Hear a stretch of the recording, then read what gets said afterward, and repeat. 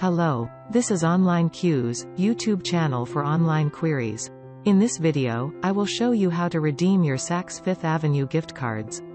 First of all, go to saksfifthavenue.com. Log into your account if you haven't signed in yet. Then click on your username at the top, then click My Account.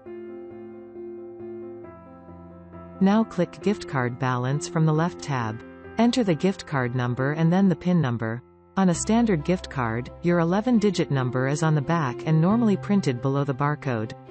The 4-digit PIN can be found under the scratch-off foil.